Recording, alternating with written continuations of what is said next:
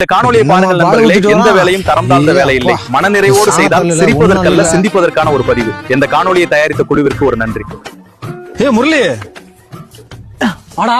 ஏய் என்னடா முரளி, நல்லா இருக்கியா? நல்லா இருக்கேன்டா, நீ நல்லா இருக்கியா? நல்லா இருக்கேன்டா. எங்கடா வேலைக்கு எங்கேயும் போலாம்? என்னடா சாணி எழுதிட்டு இருக்க?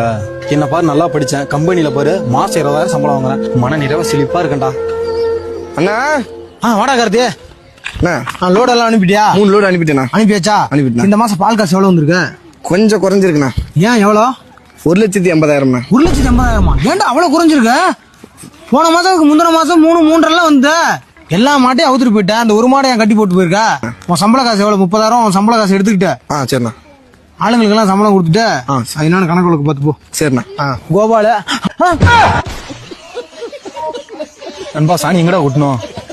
சாணி அங்க கூட்டிட்டு இங்க கிடக்குற சாணியெல்லாம் இல்ல, கார்த்திகிட்ட போய் அசிஸ்டண்டா வேலைக்கு சேர்ந்துக்க. சாணி என்றதை கவனமா பேசுற.